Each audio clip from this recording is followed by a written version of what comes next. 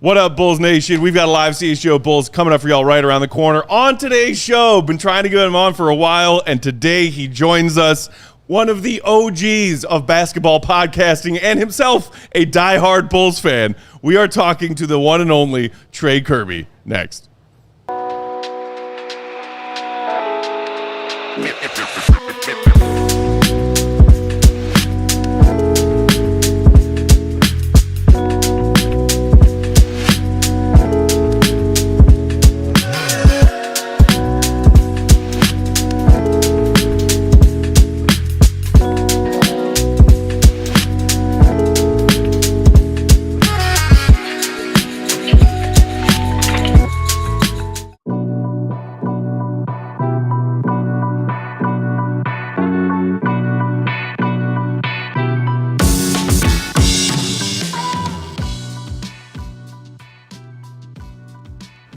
What's going on, Bulls Nation? Welcome into the CHGO Bulls podcast. Coming to you live from our studios here in West Loop, downtown Chicago. I'm Peck, Bulls_Peck. That's my guy, Will the GOAT Gottlieb. Perfectly coiffed as always, Will_Gottlieb. Katie, queen of the controls. What up, Katie Devi? Hi. And happy Tuesday, Bulls Nation. Hit the like button if you're hanging out with us on YouTube. Hit the like button for our guest who will join us now. He is one of the OGs of basketball podcasting. You know him from the Basketball Jones, which then became the starters on NBATV, one of my favorite things ever to exist in humanity. Now, the No Dunks pod for The Athletic, and himself, a big old Bulls fan. Please welcome the one and only Trey Kerby, who joins us now. What up, Trey?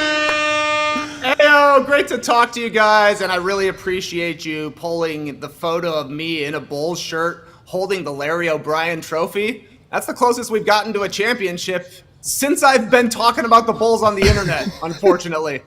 Which, you know, not to poke fun at age, because I'm right there with you. It's been a minute. It's been a minute, man. And it might be a few more minutes until it happens again. Honestly, summertime for me, I feel like I'm the most level-headed about where the Bulls are, but that also then drags me down into thinking about where the Bulls are and just hoping against hope that someday I'll get to celebrate a championship as a grown man, not as a teenager, not as a child. I would like to know what it's like to see the team you followed your whole life win a championship, and only in the summer do I get sad enough to think that it's going to take a while. I've just started saying to myself, please one more before I die. But like that clock, you know, it's a lot to ask. Who knows how fast that's taken, and the Bulls aren't going anywhere. Yeah, that's exactly right. But look, I'm still hanging flags for the Bulls out here in Atlanta. I change into a championship flag once the postseason comes around. I would say when the playoffs come around, but you know, this year I got it out for the play-in game, and it was a short-lived salute of the flag outside. The Bulls loved blasting all over their socials that they were postseason bound once they clinched that play-in spot. You think after 3 years they would, not be so. Somebody's got to go in the play-in. Somebody's got to be. Somebody's got to be the 10th seed. Book your ticket now, man. So obviously, before we get all stressed out talking Bulls, I did just want to talk to you a little bit as somebody who's admired your work for a long time, and myself been podcasting about Bulls basketball for a long time. You've been doing this, you know, better than anybody for as long as anybody when it comes to podcasting about the Bulls and at large, the NBA basketball. What is your favorite thing about hoops podcasting? And in all the time you've done it, what sticks out to you as the weirdest way that it has evolved over that Okay, I'll start with your second question first. The weirdest way that it has evolved is the competition, because way back in 2006 when Skeets and Tass started the podcast, before I even jumped on in 2010, it was like those guys were doing their show and a random show called Gus. Now the competition is LeBron and Draymond and Jeff Teague and Paul George. You know, we're not necessarily just getting it out of the internet trying to make it as broadcasters and podcasters. We're going against the greatest players to ever play. So that has definitely been a change, but it's been a long journey, and we are lucky enough that people have stayed interested for almost 2 decades now. My favorite things to do are, we love talking about basketball. That's the exciting part, is actually getting to talk about basketball. But some of the most exciting moments are transaction cycles, right? Whether it be during the offseason or especially at the trade deadline, like the Luka Doncic trade was crazy. One of the most impactful moments in the NBA in the past 10 seasons, probably. And that's the kind of thing that gets people really energized and really fired up about the NBA. So it's a real give and take, because for us, we love watching the games. We love talking about what's happening around the league. But you can't deny that the drama around the NBA brings in the eyeballs as well. It's a transaction league. It makes it the soap opera that it's turned out to be.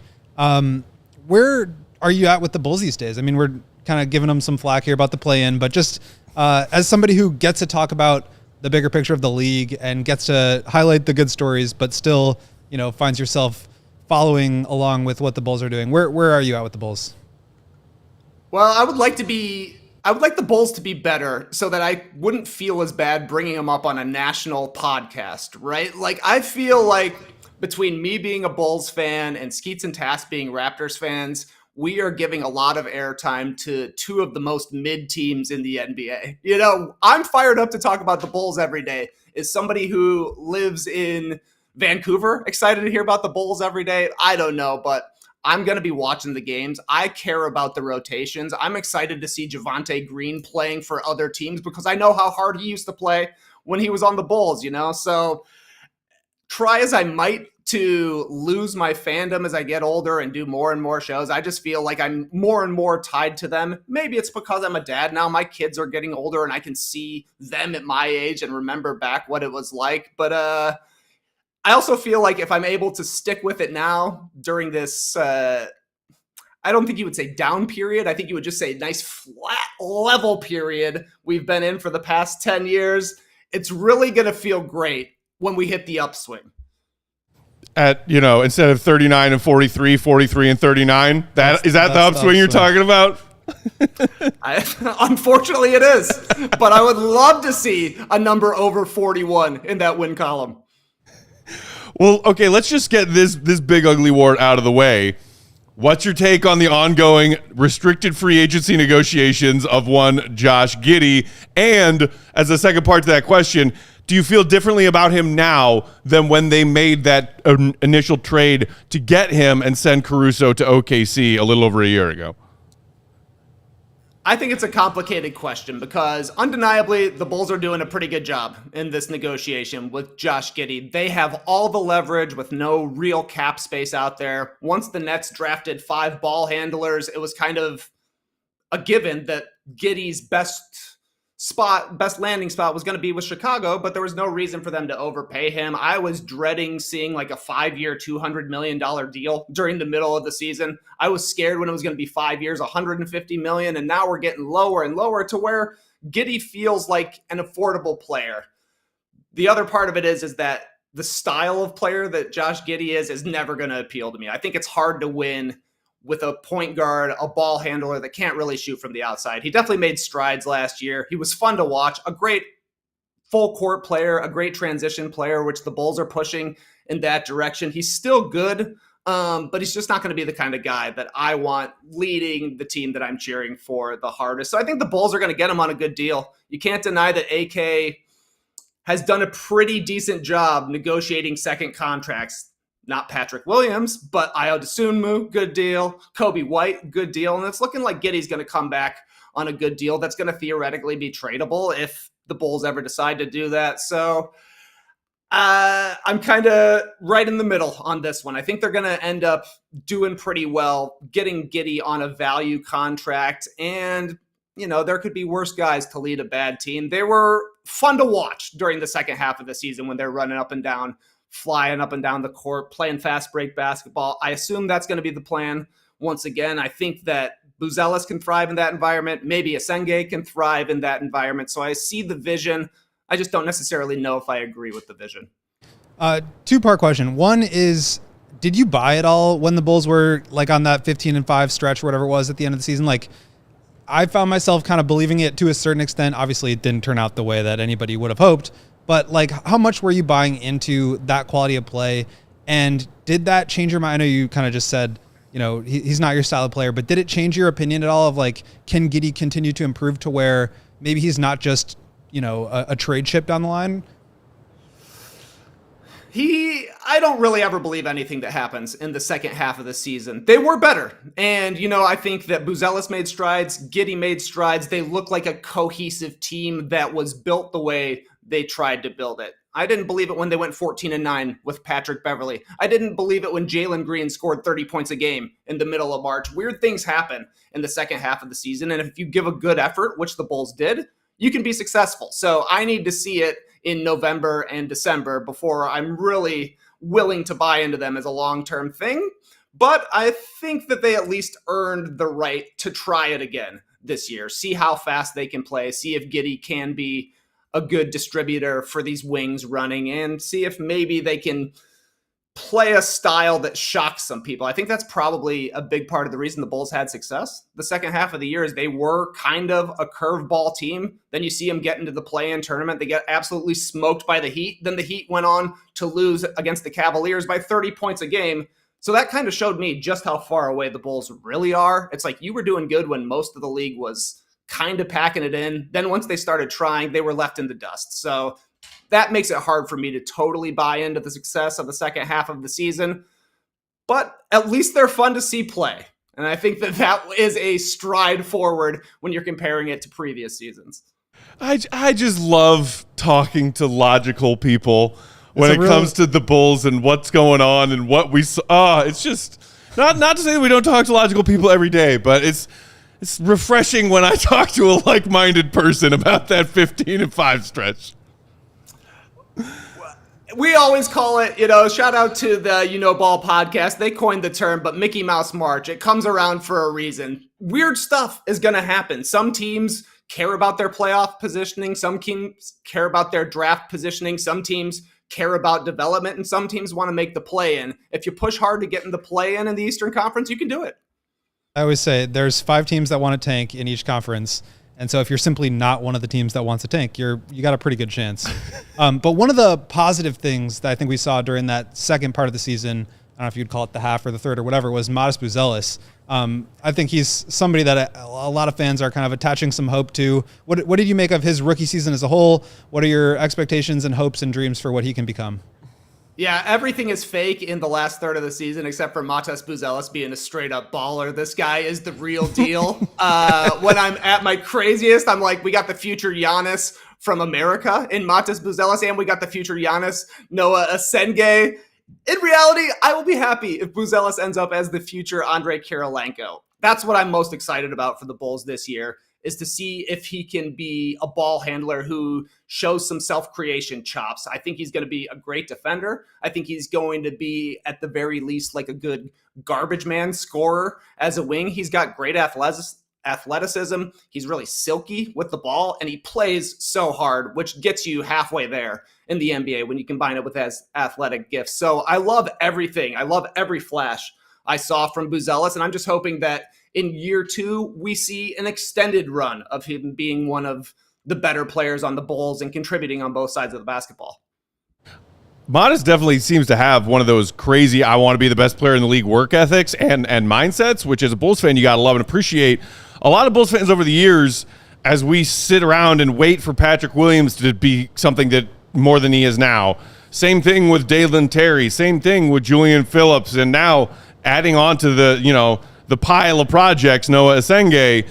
Like, does it concern you at all, as much as you believe in Matas Buzelis and his ceiling to turn into even a Kirilenko level player, the Bulls getting his development right? Because he credited Billy and the way that Billy coached him his rookie year, but to take that next step that Bulls fans want to see is something else entirely. That's definitely true. And I think that that's going to be the biggest question, because we've seen flashes from all of these Bulls rookies who have passed through at times, right? Like Patrick Williams has had good runs at times during his career when he's looking motivated. Lauri Markkanen had an awesome month once upon a time and wasn't able to really put it together until he ended up on his third team, the Jazz. So yeah, I'm nervous about that. A lot of rookies take a step back in their second year as well. Once the scouting report is out on them, once people are locked in on what they're trying to do best. But at the very least, the system the Bulls created should get should make things easy for Buzelis at times. I think being able to play fast and kind of play to his strengths, getting out in the open court is big for him. I don't really know what his ceiling is. I saw him play when he was with the G League Ignite. We were lucky enough to call one of the games down here in Atlanta for the College Park Skyhawks. He didn't really do much offensively, but he brought it defensively, and I think you saw strides on both sides of the ball last year. So I don't want to totally put a ceiling on him, but there are things he's going to have to improve. You know, he had that awesome game where he goes 10 for 10 from the field, 4 for 4 from 3, couldn't make a shot the next game. The consistency is going to be huge for Matas this year. Totally agree. And then you mentioned the other kind of lanky wing on the team. You guys were out in Vegas. What did you think of Noa Essengue? And was he the guy you were hoping for on draft night? Was there somebody else? Like, what was kind of your reaction to all of that? I was happy to see the Bulls get Essengue. I don't follow the draft close enough to know, but when the people that I follow on the internet are getting excited about your draft pick and you get a guy that at least seems like he's got high upside, I think that's what you got to be doing when you're drafting in the 10 to 15 range, like the Bulls have been. I do think Essengue got done dirty a little bit during Summer League. Obviously, the big highlight to come out of almost the entirety of Summer League was the Johnny Furphy dunk. And then I'm like, hey, wait a second. Essengue played a really good game that game. You know, I think he had 21. He was performing. Him and Buzelis both played pretty well against the Pacers, I think. But the only thing anybody remembers is the dunk, for sure.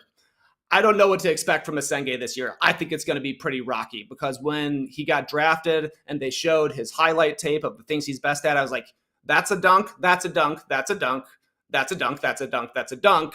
Not a lot of dribbling, not a lot of passing. I don't have a lot of confidence in the ball skills as a rookie, but he should be fast. He should give good effort, and he should make some cool plays in the open court. So I think if we see him at least take a step ahead of guys like Julian Phillips and Dalen Terry, that's a win for the Bulls this draft year already. How do you envision that timeline of him maybe leapfrogging those two players you mentioned? I think a lot of people are anticipating a lot of Windy City action for Noah his rookie year, maybe even more so than Matas in the early going.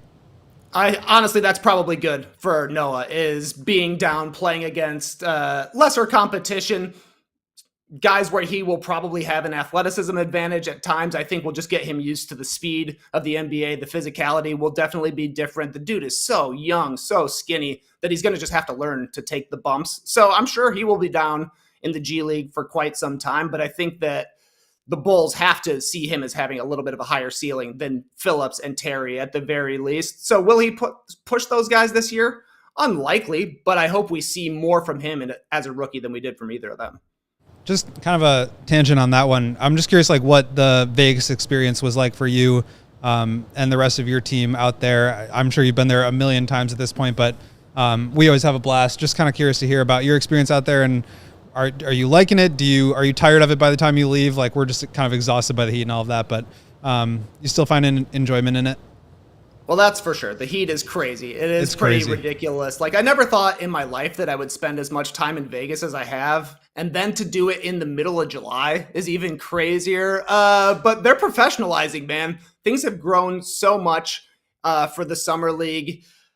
We started going there summer 2014. We used to spend 15 straight days there. That was insanity. So I'm feeling energized when we leave after 4 days. But even from the Wemby year, they had the Spurs playing in the very first like premier game, and people were everywhere. Even the press box was like over full. It was probably a fire hazard if we're being honest.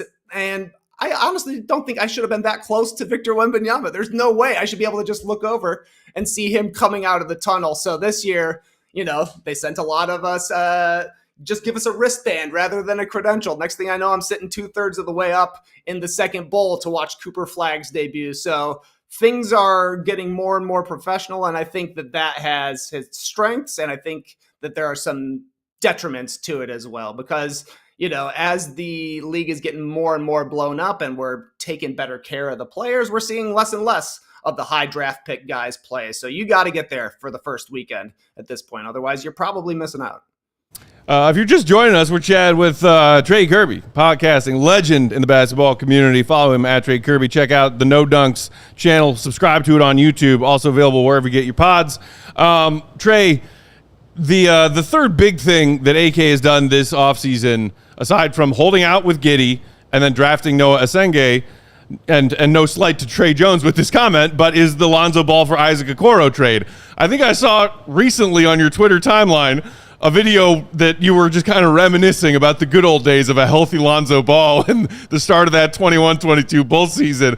What is your take on that trade and your take on AK saying, hey, we made that trade because Okoro is going to help us define our identity on the defensive side of the ball? Okay. If I wasn't a Bulls fan, I could at least be like, oh, okay, they traded Lonzo, an injury risk for a guy who's going to play more, and the Bulls certainly need defense. But if you've listened to our podcast at all up through the year 2024, the two guys I was probably the hardest on were Josh Giddey and Isaac Okoro. I just started calling him Isaac No Scoro, which can be a compliment. Like, he's a good defender. He's not going to let you score on him, but guess what? On the other end, he ain't going to score either. You got to be able to score in the NBA. So I don't really understand how the Bulls think that Giddey and Okoro can play together. Of course, the Bulls didn't get a pick in the trade. That's just how things go. I think they like to keep the basketball reference page as clean and clutter-free as possible. So one-for-ones are the way to go. There were better ways to use Lonzo having a bit of a bounce-back season and being able to play, I think, than going for Okoro. But look, they need somebody who can play defense, and at least they got one guy. General expectations, or I guess like evaluations of, obviously, like, there was the whole 3-year period where they didn't do any trades. There was the whole, like, we're just going to continue to run it back, do the DeMar. Hashtag continuity, baby. Continuity and competitiveness, and then competitiveness part 2. But, like, to the front office's credit, and I see they're wearing the Lithuania shirt. Got to shout out AK with that one a little bit. What are your general thoughts right now on just the way that they have started to reorient things towards some of these younger players? Obviously, you've touched on a couple of those guys, but just general level of, like, faith in the sort of redirection of the team. I don't know that I would call it faith, but at least the Bulls are back to zero, is what it feels like. The Vooch contract is coming off the books, whether by trade or by expiring at the end of the year. Lonzo, Levine, DeRozan, Caruso, all traded in the past 12 months. So at this point, the Bulls are kind of back to zero, which means they are back to the 10th seed, which isn't any different than they were in the past 3 years. Unfortunately for us, Bulls fans' incentives are different than Bulls leadership incentives. The arena sells out. They have a chance to win every single night. We want them to try and win a 7th title, but I think those first 2 things are more important to the people who are really calling the shots. So it's hard to get excited, but I think at the very least, they've got one guy who will be around for the next good version of the Bulls, and that's Buzelis. We'll see if Giddey becomes a part of that as well. I'm still not convinced, but I could be sold this year. It's not the greatest start to a rebuild, especially when the start of it was technically trying to win. But now, to me, I guess, is when we are at level 0. Like, if you're starting a rebuild, it's nice to have additional assets, not just the bare minimum of assets. You got to stack things on top of each other, as we've seen. And right now, it's just, you go to Real GM and it's like, no picks going out, no picks coming in. Just right in the middle. That's where they love it. At least AK has situated himself with some clean books next year for the what will be empty free agent pool and another number 12 overall pick coming in hot. So, he's got some stuff going for him. Stuff to work with. That's right. Shout out to some of the people watching. Benjamin Sam Anthers, the super chat, saying Trey Kerby is the original White Mamba. Good to see you doing great things, bud. I don't know if that's a slight to good old Brian Scalabrine, but we also have some comments and questions that I figured we could take. Orlando, kind of on the heels of what Go just asked you, Trey, wanted to know what grade you would give this current Bulls front office combo of AK and Eversley in their whole time here, and how you would compare them to the job done by their predecessors, Gar and Pax. What a devious question. Doesn't mess around, Trey. Right? Like a D, I guess. The Bulls did get back to the playoffs. I did get to spend hundreds of dollars to fly home and see a playoff game. And the game I went to was them losing in the United Center by the most points they've ever lost a playoff game. Since then, at game 3 against Milwaukee. Yeah. Oh, that was brutal. Yeah, I was so excited, man. They put us on the Jumbotron, me and my friends, we're going crazy. And then we looked down at the score. It was the middle of the first quarter. It was already 19-9. But we're like, wait a Grayson Allen hit like 6 threes in the first quarter. Yeah, it was exciting to look at the Jumbotron and then sad to look down a little further where the scoreboard was. But I was happy to be in the arena. Tony Bradley went 5 for 5 in the fourth quarter. He was the only Bulls I think that finished with a plus that year. But look, people are pining for the days of Garpax. I think that's a little crazy as well, because at the end there, man, we had billboards in Chicago to get rid of that previous incarnation of the Bulls front office. So, I think at the end you would say Garpax was a D, and I think probably a D as well for AKME. And Pax is still lurking. He ain't even gone. Yeah, of course not, man. You got to have the institutional knowledge. It's hard to win 41 games exactly for 2 decades straight. I always wonder, why not just desire a new front office as opposed to going back to the old one that was also not very good. Good question. You can only choose between these two, one or the other, and they're the exact same. Another good question from Casey in our comments here. What current or former Bulls player are you irrationally a huge fan of, and why? Captain Kirk, baby. Shout out to Katie. Hey, Captain Kirk, you can't be mad. Everybody knows for me it's Brad Miller. That's the guy. Yeah, I loved Brad Miller. He was, if you ask me, ahead of his time as a center who would step out and shoot threes. He would be even better nowadays. I also love that he kind of furthered Joakim Noah's development, and those two had a really close relationship. I remember seeing Noah at All-Star once upon a time, and I had to ask him about Brad Miller, and the first thing he said was, he taught me to always throw the backdoor pass, even if it's not open. I was like, that's pretty accurate for both of those guys. They're always throwing the backdoor pass from the top of the key. So that's a guy that I always loved when he was on the Bulls, and he was a huge part of the 2009 series against the Celtics. It does make me sad when I think back, think about those great moments when they lost in the first round of the playoffs. But it was pretty awesome. Him celebrating during Game 6 was pretty money. Yeah, I was going to say, unsung hero of that Boston series in 2009. Brad Miller was just making plays all over the floor. Also a bit ahead of his time as just, a 5-out big man. How many clutch threes did that dude hit in that series? Incredible. I think the book was called Art of the Beautiful Game by Chris Mannix, I believe, wrote this book, and he talks to Brad Miller in it about, big men starting to step out and shoot threes and the way that the game has changed for centers, basically. And I think his quote was, before there were Europeans, there was Indiana. And I thought that was just straight up bars from Brad Miller. Isn't he also on the cover of the book that you wrote? Indeed he is. I think that's from Game 6, celebrating. Yeah, the dude, I love the guy. He shows up at Bulls, Derrick Rose night wearing a Sacramento Kings shirt and a Chicago Cubs hat. Great stuff. I have a funny Brad Miller story, which is that in 2016, I was living in San Francisco, and I was at a Giants-Cubs playoff game. I think it was Game 4 or something of their NLDS series. And Brad Miller is walking around the concourse with these Bulls and Cubs pajama pants on. And he's 7'1", just walking around. And I went up to him and said hi. Probably had a couple of drinks in me. Don't really remember exactly how the conversation went, but it was amazing to see him there. I think he's still a huge Cubs fan. I think that that is his biggest tie to Chicago, and it makes sense. Growing up in Indiana, probably was a Cubs fan even before he ever made his way to the Bulls. But yeah, the dude was an originator, one of the first guys to get suspended for weed in the NBA as well. So he was doing it all. Trey, before we let you go, as somebody who's done so much talking about basketball and the NBA, what is something you haven't yet committed a silly amount of time to, whether it be a deep dive on a player or a team, or what's something that is still on your bucket list, career to-do list that is absurd, but that you really want to commit time to and hope your audience enjoys it? And the answer can't be write a book with Brad Miller on the cover. Maybe a sequel. For the longest time, my answer would have been a documentary series on the Grateful Dead's interplay with various NBA people. A lot of that would be Bill Walton. So I kind of think that that's kind of been done already at this point. There was an awesome 4-part Bill Walton documentary that really touched on his relationship with the band. So I thought that was really cool. I also think that there is a very cool project to be done on the 2015-16 NBA season.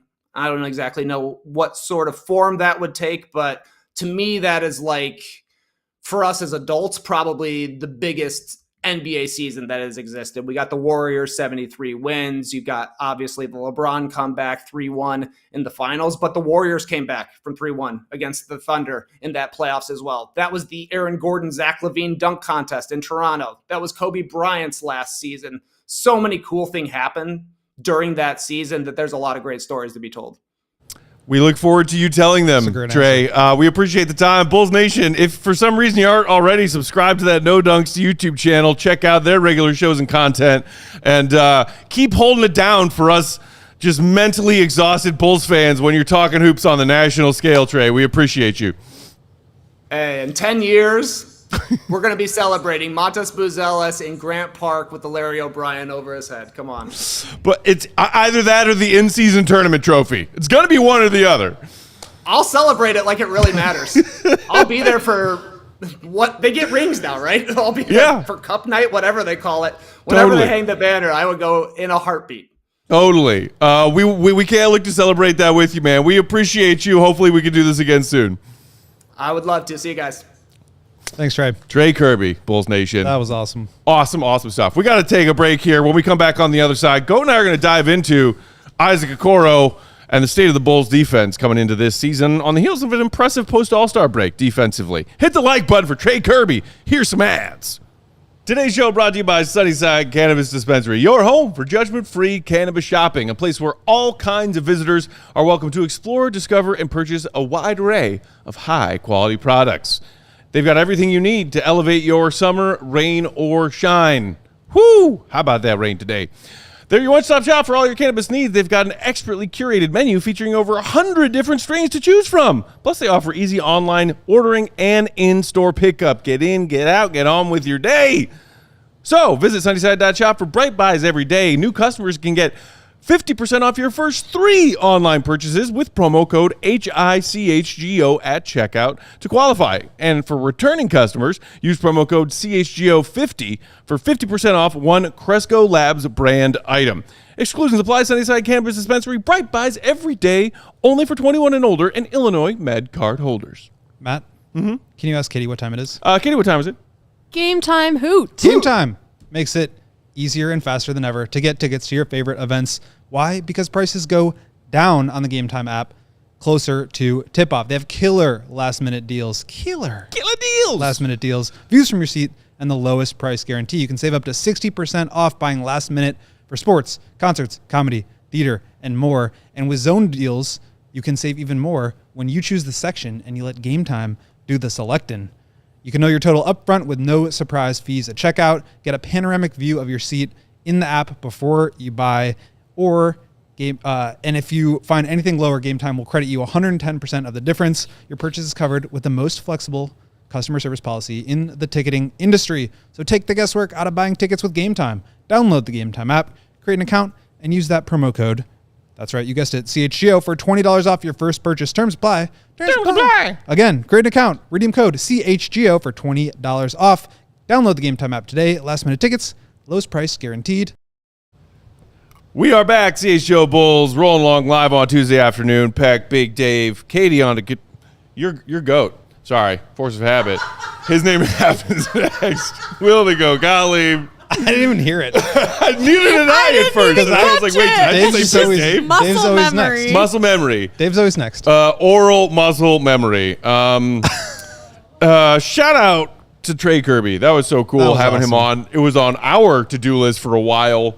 And like, honestly, since like the launch of CHGO, I think he like DM'd me like with just like the side eye emoji like that day when the like initial tease dropped. I mean, and I was like, holy shit, Trey Kerby knows who I am and is excited about CHGO being a thing. Like, he's so good. So good.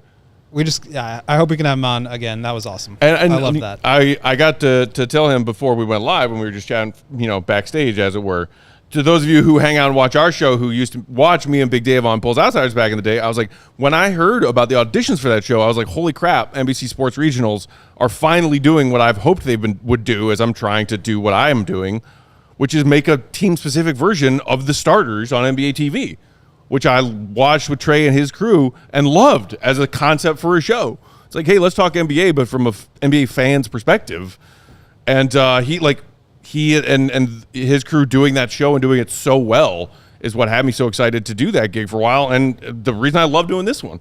There's also, I forgot to mention this, but I was playing Pop Shop before our show, as naturally I am one to do. Getting some work in the gym. With Jim, our sales guy Jim. And as I was walking away, he shot one, and it was a wedgie. So I was like, this moment is just... I can't believe you didn't tell him that. I know, I forgot. Oh, my God. I was just so excited to talk to him. There was a wedgie that happened in the office literally moments before he joined us. I was like, whoa. That is... Whoa. Whoa. Shout out to Benjamin in the chat who said, Trey's a great human. I went to high school with him. Shout out to him and you. Good old high school pals. Thanks for being here with us. And yeah, I mean, I can't believe, but also totally can believe that he rocked the old Grateful Dead Lithuanian T-shirt to join us. I mean, it's just a sick shirt. It really is. It is a fantastic shirt. In no way does it mean that he is standing behind AK in all of his various transactions and goings on as a Bulls fan. It's just a cool shirt. Well, I think he's got the right attitude and approach towards his fandom too. Like, he knows what's going on. He's not like tricked by any of it, but he also like supports the team the way he wants to. Right. And supports like the cool stuff about the team the way he wants to. So I think that's a very healthy approach. Always cool to have a new guest on, a first-time guest on, and hopefully we'll have Trey on again as we have a new Bull season ahead. CJ just asked in the chat, CJ Ortiz, can you all get Zach Lowe on maybe? Or KO's? You got a line to Zach Lowe, Goat? No. What if I bet we could, 1 degree of separation, I guarantee you Mark Stein has Zach Lowe's phone number. Yeah, I'm sure we could reach out, but I mean, I don't, like, I've met him a couple of times. I don't really, like, know him. KOC, I have met a handful of times, too. But, yeah, I mean, we could... No comment. We could reach out to people. We've got something fun coming this we week. do have something We're not fun going to tell you what coming it is. that Katie cooked up. We're not going to tell you miraculously. What it is. It's not the Zodiac GM again. It's not the Zodiac GM, and it's not Taylor Swift. I wish it was Taylor Swift. But it's not. something very cool that I think Bulls fans will enjoy. And I think we're going to get some fun stuff at Bulls Fest coming up in a couple of weeks. And we got more guests on deck later this week. We got a great guest tomorrow. We got a great guest Thursday. This is true. This is the part of, I just saw somebody in the chat say Dog Days. This is the part of Dog Days. Well, it's one of the many reasons I love Dog Days. Because it's like, stress levels are low, but also we take turns taking a little time away to clear our heads and get some space from our jobs. And the other two who are holding down the fort alongside Katie get to just bring in fun guests all the time. I just wish there were more fun things to talk about. Like, we have fun talking about whatever we talk about, but true. Objectively fun things to talk about would be nice. You know what would be fun to talk about? Whether or not the Bulls defense after the All-Star break was legitimate last season. All right, fine. What were you going to say? Because that's what we got on deck. But if you got something better, I'm all ears. No, I spent 10 minutes talking You want to talk about Taylor Swift. I spent 10 minutes on the Blackhawks show today talking about Taylor Swift, but we could talk about the Bulls. If you all out there in Bulls Nation would like poll. Katie's takes on whatever happened in the T-Swift world, I will make a poll. Yesterday, make a poll. Go listen to the Blackhawks show, which was earlier today. Hit the like if you want us to talk about the Bulls, and then hit the like if you want Katie to talk about Taylor Swift. Great idea. In the meantime, let's start talking about the Bulls defense and Isaac Okoro's role in it. No Scoro. Isaac No Scoro is, I mean, a great nickname. I don't think you'll ever hear Stacey King bust that one out, but it's a fantastic nickname. But I liked the twist on it, the spin on it, which was that he doesn't allow anybody else to score. Right, exactly. It's good. It's a kind of a dig nickname, but also a complimentary nickname. I always thought it was just a dig, so I like the spin zone. So this was NBA University, a great Twitter account, if you aren't following it, NBA_University. And shout out to our pal Eli Schuster, who we had in studio a couple weeks ago, because I found it in a recent write-up of his loose balls recovered per game rankings last season in the NBA, and made note of it because number one in that slot are the reigning champion Oklahoma City Thunder, who have that guy, pesky defender that he is, Alex Caruso, who loves causing loose balls and recovering loose balls, diving all over the floor, doing his Okoro thing. They led the NBA last season at 5.9 loose balls recovered per game. All the way down, second to bottom of the list, behind or ahead of only the Milwaukee Bucks. Bulls 4.3 loose balls recovered per game. So opposite ends of the spectrum there. You can kind of see the Alex Caruso effect, because if you go back to the 23-24 season with Alex Caruso still in town, the Bulls were 7th in the NBA in that exact category of loose balls recovered. They went from 7th to 29th their first season without Caruso. Yeah, and look, I mean, this is not surprising. You remove one of the great defenders in the league, one of the great defenders of all time, in Alex Caruso from the mix, and like, you are going to have a fall off. I would assume he missed a bunch of games last year.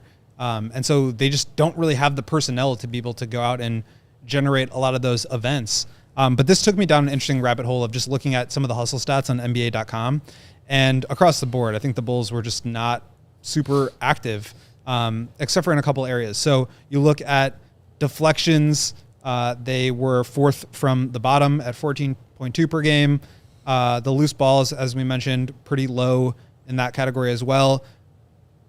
Charges, they were 4th from the bottom. That was like a Billy Donovan, common thing that he would bring up, is like, are we going to take a charge today? Like, we would make note of it on post-game nights when we saw them take a charge in a game, because it happened so infrequently. Let's look it up, actually. The total number of charges taken by the Bulls. 8? I'll give him 12. My page loads.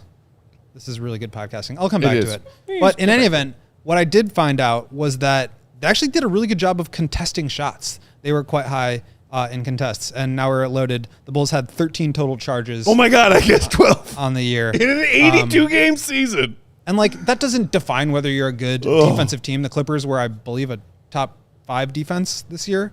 They only had 8 charges. That was the fewest. Nuggets 11, Spurs 11. The Spurs obviously have a guy who's blocking a lot of shots, so charges aren't as important to that team. But it was just interesting to kind of look at how the Bulls defense profiled in terms of contested 3-point shots. They were actually number 2 in the league.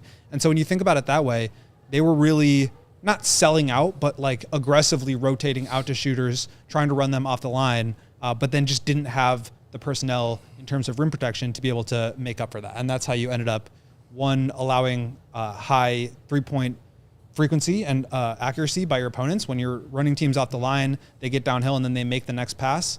Maybe you can get out and contest it, but maybe you're giving up an open 3, or you're allowing layups at the rim. And so I think there was a big change in the way that the Bulls kind of overhauled their defense last year, which we probably didn't do a good enough job talking about, in terms of not just like packing in and taking away drives, but instead trying to take away the 3-point line from their opponents. Yeah. And, I think the Bulls did some things similarly well, some things similarly poorly, and then made some strides if you're talking about not the transition from Caruso's final year to last season, but from the front end of last season to the back end of last season. And we got some of those numbers we can take a look at too when you talk about whether or not the Bulls' defensive improvements in a variety of categories were real, and can they bring any of that momentum into this season with some new players. Katie, if you want to put up those comparisons, so on the left side, you'll see before the All-Star break, and then on the right side after the All-Star break. Defensive rating went from 27th, or 116.4 in the first 50-some games of the season, to 111.7 all the way up to 10th, sneaking in as a, quote, top 10 defense after the All-Star break. They were a good defensive rebounding team all season long, and again, for all the flack he gets, shout out to Vooch for being a part of that. Also, shout out to Josh Giddey for being a part of that. They were 9th in the NBA in defensive rebounding before the break, and even improved that number to 4th afterwards. You see, opponents' points in the paint. They were a weak team in that regard all season long, but they did make some improvement there, from 56 per game to just over 50 per game, 30th to 19th. But then 2 big changes you see. They were 27th in the league in opponents' second chance points allowed at 15.5 on the front 2/3. The final third of the year, they improved to 12th, cutting that number to just 13.5. And then opponents' fast break points, 18th in the NBA before the break, 3rd in the NBA after the break. And I was initially perhaps most shocked to see that third in the NBA, third best at preventing opponents' fast break points after the All-Star breakout, because the Bulls were a bad transition defense seemingly all season long. Like, their transition defense was terrible, and because of the way that they played quickly, they turned the ball over a lot on any given night and allowed a lot of fast break points. And then I thought about it a little bit further and was like, maybe it's just because they were tiring teams out at that stage of the season, and they were the ones capitalizing and scoring more on the fast break than they were allowing their opponents to do. I think that's exactly what it was. At least that's what the players and Billy had to say about it when we asked them repeatedly what some of these changes were. I think part of it is just like shooting luck. We talked about that a lot. The Bulls allowed their opponents to shoot the lowest three-point percentage in the entire league last year. So getting that sort of three-point luck in their favor plays a big role. But I think they turned the ball over less after All-Star break, which means teams were taking it out from underneath the basket. And obviously that as a result of the Bulls scoring a lot too.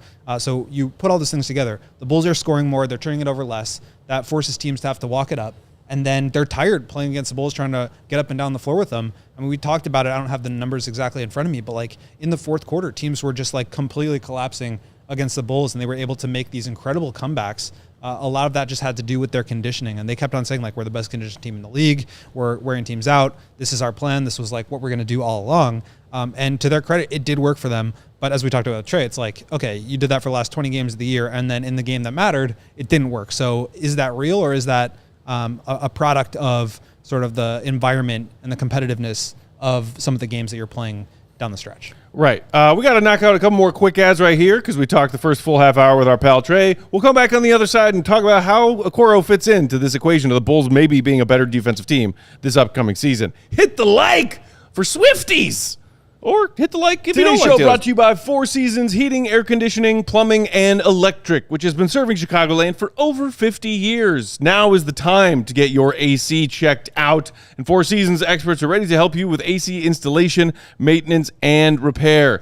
Just because Bulls fans are sweating the Josh Giddey contract negotiations doesn't mean that you need to be sweating in your own house. That's crazy. Four Seasons expert technicians ensure you always receive reliable service, and Four Seasons doesn't charge more for service during nights, weekends, or holidays. Save up to $4,000 on new comfort systems with Four Seasons. New AC units from just $39 a month. AC furnace combos just $57 a month. They're your trusted local experts. Four Seasons Heating, Air Conditioning, Plumbing, and Electric. Visit FourSeasonsHeatingCooling.com for all their special offers and money-saving coupons. That's FourSeasonsHeatingCooling.com. Because for all the right reasons, call 866 Four Seasons. You know that moment, Matt, where you get on set to read some ads and you realize you forgot your Shady Rays for the Shady Rays ad? All the time. Happens Happened to me today. all the time. Happened to you just now, but you got them so you can throw them on and show the people how good you look at when you're wearing them. Because Shady Rays changed the game. These are the sunglasses that are made for real life. They are seriously good looking, as the man to my right is proving right now. They're polarized. They're durable. And guess what? They're not stupidly expensive like those other brands. And here's the wild part about it. We all know about the Shady Rays lost and broken replacement plan. If you lose them, if you can't find them, if you throw them on the ground because they're attached to your hat when you're doing a hat throw because you're so angry, Shady Rays will send you a brand new pair, no guilt trip, just replacements. So now whenever I wear my sunglasses, whether it's driving in the car or I take them on a hike or I'm at a concert or I'm at the beach, I feel confident that even if I lose them, I can get a pair back. So we have teamed up with Shady Rays to bring you an exclusive offer. Head to shadyrays.com and use code CHGO for 35% off premium polarized shades. Try for yourself. The shades that are rated 5 stars by over 300,000 people. And we are back, CHGO Bulls, hanging out with y'all for a little longer on Tuesday afternoon, Bulls Nation. Tuesday. So we were talking about this Bulls defense and how it, in certain ways, seemingly got better down the stretch of last season for whatever reasons and factors. And I saw somebody in the chat just now, CJRT, saying, again, remember, this is against some teams that were tanking or thinking about Hawaii down the stretch. And yes, we've acknowledged that on this show, certainly. The Bulls maybe benefited from some teams that were not really in the mood to run for 48 minutes on March 2nd, March 15th, March 22nd, because they had other things at the forefront of their mind. And that's fine. But I think at this point, you just as a Bulls fan have to wonder, okay, they were a bad defensive team most of last season, but they started to pick things up at the tail end. Is that fool's gold, or is there anything to build on there? And then especially when you hear AK in a very rare off-season interview when he was out in Vegas and joined the broadcast, talked about making a trade for Okoro to help establish this team's defensive identity, GOAT, because he feels like they have already made good headway in establishing their offensive identity, and that was a big reason for the Okoro trade, and presumptively putting him into this team's starting five, knowing we know what Kobe White can and cannot do on the defensive end. We know what Josh Giddey can and cannot do on the defensive end. We know what Vooch can and cannot do on the defensive end. That's a lot of pressure to heap onto Isaac Okoro to suddenly turn this Bulls defense into a legitimate defense. Yeah, and what's interesting about it, too, is I think in some ways he operates as an IO replacement because, to me, he's very much like a wing that guards guards. He's not like a wing that can handle the big 3s and 4s of the league. And, I mean, he can do that, and I think he's going to do that. But to me, like where he's best, where he's most dangerous is guarding at the point of attack. And that's, I think, also where Io is at his best. And we didn't see him with the team down the stretch. And so just incorporating all these guys back into the rotation who weren't playing at the end of last year, Lonzo, Io, Trey Jones, now all guys that are going to get meaningful minutes. It's just interesting to kind of think about who is going to guard who, what kind of rotation combinations is Billy Donovan going to go with, and how much is any of that going to actually improve the offense without taking away, or I'm sorry, improve the defense without taking away from the offense. Because I think when you incorporate some of these more one-way players, you are making a big trade-off there. There is a sacrifice on the other end. And so I think the Bulls are optimistic that their system, the way that they play offensively, can enhance Okoro's game and allow him to create a little bit more off the dribble, shoot some open threes, but also just like get up and down in transition, get downhill. We saw Kevin Huerter take a huge step forward from where he was with the Kings just by virtue of having the ball in his hands a little bit more, being able to make plays, having, the trust from his coach to be able to like make decisions with the ball. And he thrived. He played really well. And so, you've got a handful of guys. You assume Kobe and Giddey are going to be starting there, but like we've seen Billy go with 3 guards. Is it going to be Trey? Is it going to be Io? Is it going to be Huerter? Is it going to be Okoro? There's so many options here, not to mention Patrick Williams and Noa Essengue. Like, who do you go with? What combinations do you go with? And how much better do you get as a team defensively? And can you make those improvements without sacrificing who you are on the defensive end? The one other thing that I'll add here, just because it has been a talking point, is like that, especially like I've gotten into debates with C. Red Fred about this. What up, Red? That like Okoro is going to come in and just be like this absolutely dominant defensive player on par with Caruso. Like if you look at his numbers, he's a good to very good defender. Last year, plus 0.7 defensive EPM. That was 78th percentile. The year before that, plus 0.7, same number, but it was 81st percentile. Year before that, 1.1 defensive EPM, which is 89th percentile. So, I mean, that's fantastic. That's really good.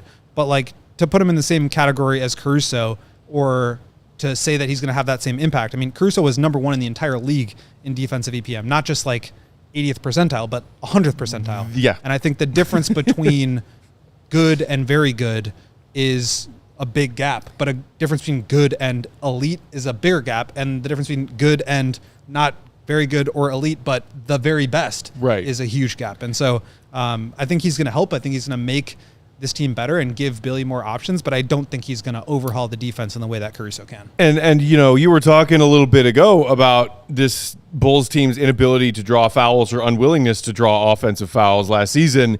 In 3 of his 5 NBA seasons thus far, Isaac Okoro has drawn more fouls than the Bulls did as a team last season.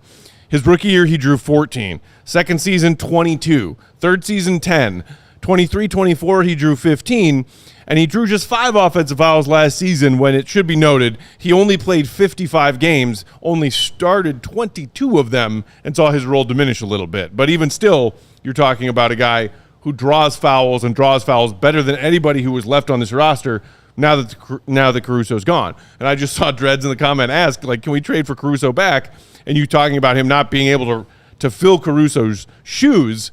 And I agree. That's a big ask for Okoro.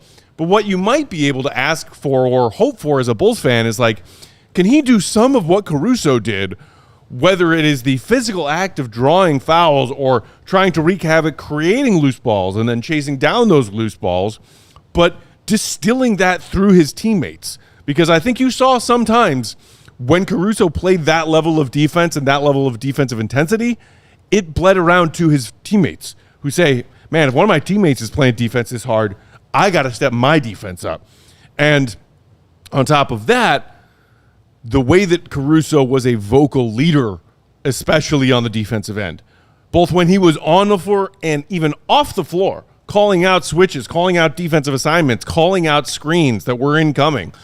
I don't know much at this point about Okoro being a vocal leader on the defensive end because I haven't paid that close attention to his role with his Cavs teammates for the first leg of his career. But if you're AK, that's something you have to be hoping for as well, because who's filling the void to be that vocal leader on the defensive end as you're trying to become a better defensive team? And that's where, like, I think in some ways it's a little bit unfair to whether it's like evaluating Okoro or really any other young player that you bring in via trade or free agency. It's like they haven't necessarily done everything that they're going to do yet. They haven't necessarily become the player that they will be. Like, they haven't reached their peak form.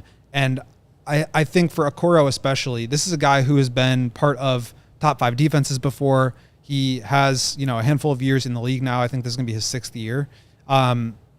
He's going to have to step into that role. There isn't somebody on the team that's doing that right now.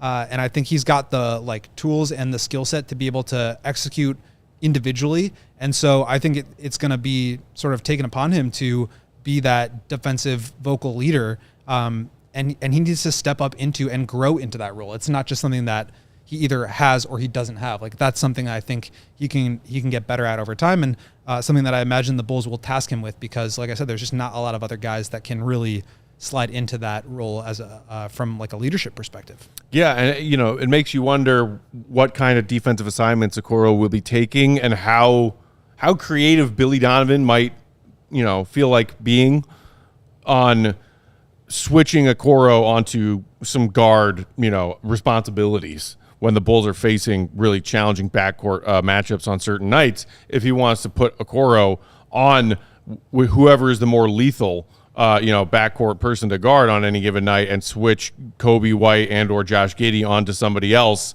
at the wing position, because, and no knock on Kobe and Josh, and they're going to do what they can do on defense every night too. But if AK is saying this is the reason we traded for this guy, then his defensive assignments, you got to assume, are going to be wide ranging on a nightly basis. Yeah, and I think that's the other thing about this Bulls team and the way that they're constructed is just we've heard so much it's got to be Kobe or Giddey. It can't be both.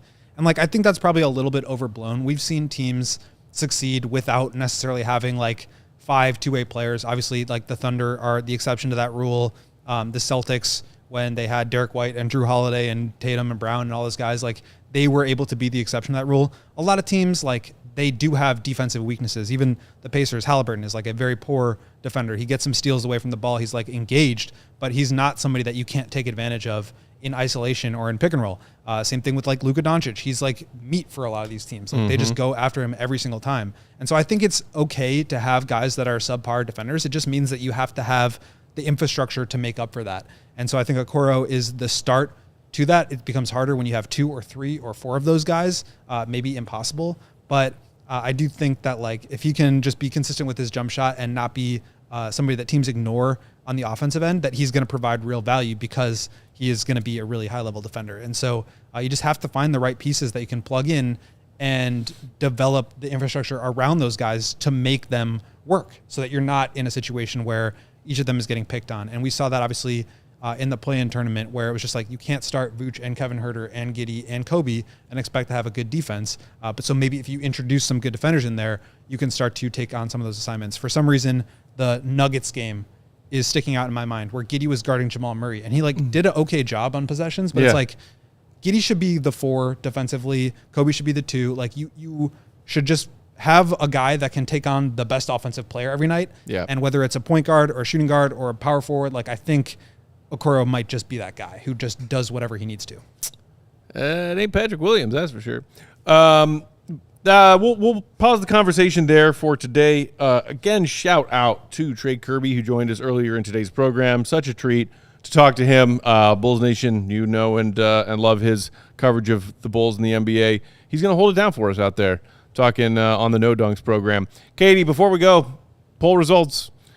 Are people happy? Giddey, whatever, ecstatic? Was Giddey one of them? The question Pun was, intended? are you excited for the new Taylor Swift album? Yeah. The winner was I'm happy for Katie with 87% of the vote. That's what I voted for. Second place was I'm excited with 7%, and then I'm jazzed and I'm pumped were both third place with 3% each. I like jazzed. It's an underused, great word. but like I think I never put it in my vernacular just because of my childhood. Jazz equals bad. I enjoy jazz music from time to time, but Utah Jazz. Oh, like, that jazz. Okay. The team that I watched my beloved Bulls battle in back-to-back NBA Finals. Okay, that makes and sense. also like screw Karl Malone, human garbage. Yeah. Screw John Stockton. Yeah. Human garbage. Nothing good comes out of Utah. I mean, look, the good news is Shout out that Lowry. the good news is I that hope he's happy out there in Utah. we're going to have more Taylor to talk about tomorrow, so just wait. I'm so happy for you. I know you are. So I'm so happy. That's what I voted for. you are. I'm happy for Katie. Yeah. Mark K coming in at the buzzer. We gotta go. Mark, you should hop on and join us. Big Dave's still on vacation for like another week and a half. We will talk to you tomorrow, Bulls Nation, with another fun guest in studio, 4 p.m. Central Time. Talk to you then. Have a great night. See you, Red. Be good. Shout out Katie and Taylor Swift. We all silly like the mayor.